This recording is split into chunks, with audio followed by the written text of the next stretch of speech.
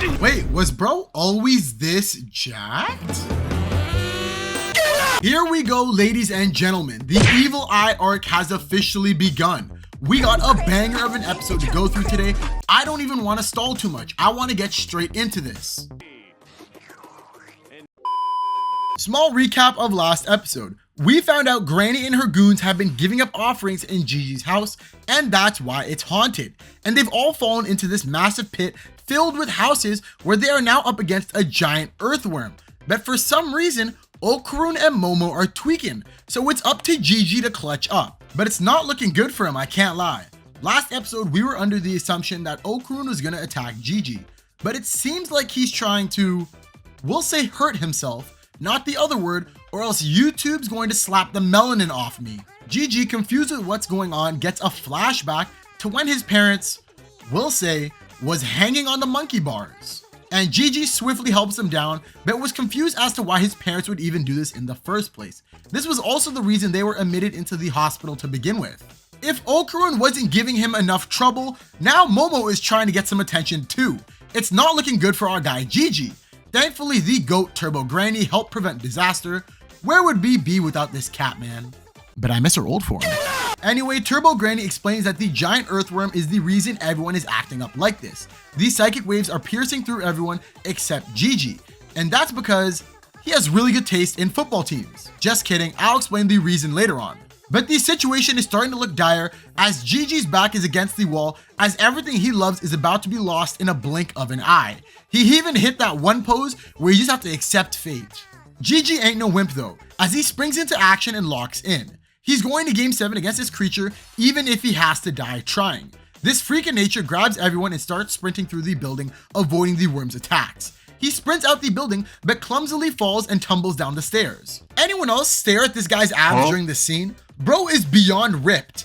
I can tell you for certain, most of the men in the world do not have a physique like this at the age of 16. I swear these shonen characters make me feel so small. Don't even get me started on characters like Jotaro, who's 17 and looks like this. I'm getting distracted. Let's get back on topic. Gigi runs back to grab Okurun and Momo, but the worm found him and it looks like it's game over. But when Gigi opens his eyes, he sees, holy ugly. I mean, wow, hold on. Let me try this again. He sees, holy shit. Wow. Okay, slow down. I meant to say he sees someone who appears to be a purple human-like creature. Woof. Who seems to be helping them. He's sending out his own psychic waves that are canceling out the worm's waves, which allow Momo and Okurun to regain consciousness. If this freaky thing wasn't weird enough, look what he does. What kind of reaction did he expect to get? That's the equivalent to kids running up to their parents saying, look what I found. You know whatever's in that kid's hand is about to be diabolical. What is that? That is not a dead raccoon. Turbo Granny warns everyone that the thing is actually called Evil Eye. He's a yokai just like her, and tells everyone not to look directly in its eyes. Momo commands Okurun to get the worm, and like a dog, he fetches. Literally, like a dog. He lost the plot and not only severed its head, but flew way past it. Typical stupid dog-like behavior. So obviously the worm has regeneration and heals itself quickly, and the kids are back on the run again. Look how slick Evil Eye is though. As they're running away, he jumps in front of Gigi to lock eyes together and sends Gigi into a flashback. We discover that once upon a time, Evil Eye was also a young kid who just wanted to be a child and have fun. But unfortunately, Evil Eye was locked up for it seems like weeks as he becomes malnourished. The time came for him to be a sacrifice for the worm as they started the ceremony to chuck him into the volcano. And to nobody's surprise, look who the ringleader is. Old ass Granny over here. I'm telling you, she's comfortably over the age of 200. I don't want to hear it. Sadly, Evil Eye was burnt to a crisp as he was offered up to the volcano. As he begins burning up, he says, just once I wanted to play with others. Even though his body was done for, his spirit lived on. As he'd go from house to house wanting to play with kids since he's finally free, but all it ever did was cause misfortune over and over and over again. The worst part was he was genuinely trying to make friends and play with the kids, but he never got the chance to. But he started saying some crazy shit. Whenever you hear, I'll never forgive them in anime, just know some crazy shit's about to go down. Especially if they follow up with, "I'll kill them all." If that isn't the most obvious warning in the world, I don't know what is. As Momo starts to remove Evil Eye from Gigi's back, Gigi starts talking like a girl who doesn't value herself and says, "He's different. He's not a bad guy." Hello, captain of the short bus, did you not just see this guy's backstory? He literally said, "I'll kill them all." And somehow Evil Eye's ugly mug got uglier. I didn't even think it was possible, as he's trying to look innocent all of a sudden, as if we didn't already catch him in 4K. Gigi doubles down like a lost girl again and runs away with his new man. Bro is about to fall for the most obvious pump fake in the world, and he doesn't even realize it yet. Gigi begins running deeper into the pit to find Evil Eye's jail cell with the body in it. If this pit wasn't already sketchy enough, he finds a jail that has a purple glow beaming out of it, and where's Evil Eye? Nowhere to be seen.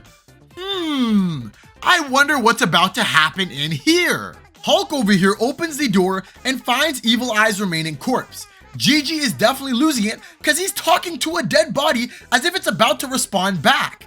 Take this kid straight to the hospital where his parents are at, please. Even Turbo Granny jumps out and warns Gigi to cut it out.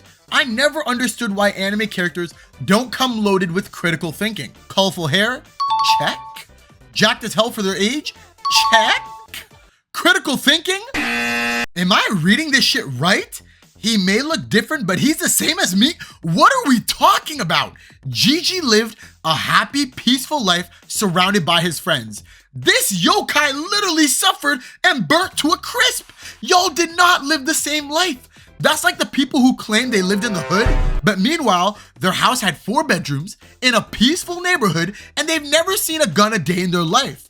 But oh, we had popcorn ceiling, shut the hell up. Anyway, the worm starts wowing and putting its sticky stuff all over them, no pause, and Okaru's dumbass is over here sleeping. But Gigi fell for the hezzy as he jumps into Evil Eye's dream and tells him, "Let's play together." I remember seeing this creepy ass smile and immediately I knew bro was cooked.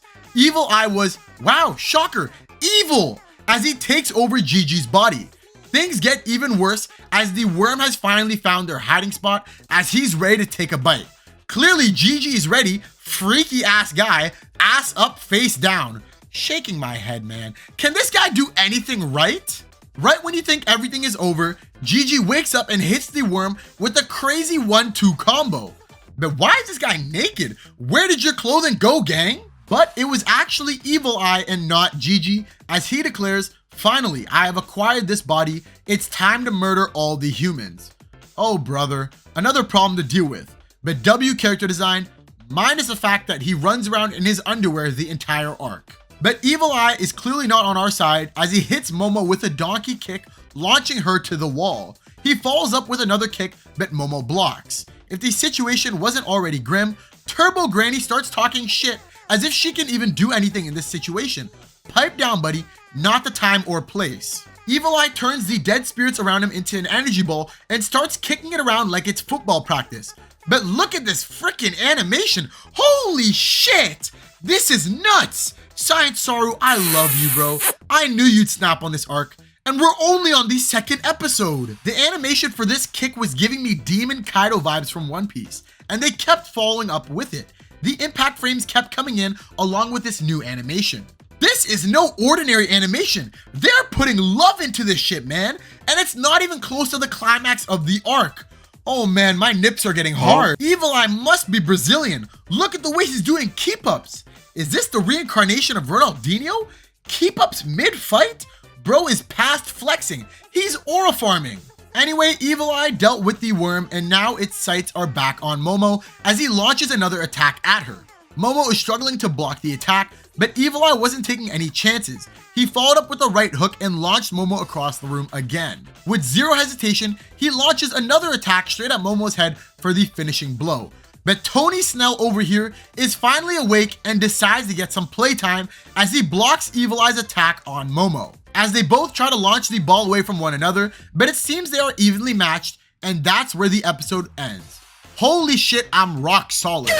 This is only episode 2, and we're getting this level of animation so early. Oh man, ScienceSaru, keep blessing my eyes, please. Another loss for the blind, because this was a terrific episode. Backstory about Evil Eye, Evil Eye Awakening, Okarun versus Evil Eye Beginning.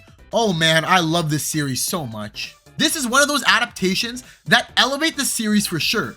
Even the Evil Eye Awakening panel had so much aura to it alone, but I comfortably take this scene over the panel. The camera angle swinging up and everything added so much more to it. And don't even get me started with the fluid animation and impact frames. If you weren't a fan of Dandadan before this season, you will be after this, I guarantee it. Thank you guys for making it to the end of the video. If you enjoy this type of content, be sure to press the like button and subscribe to keep up with future content, as I'll be making more weekly reviews on these Dandadan episodes.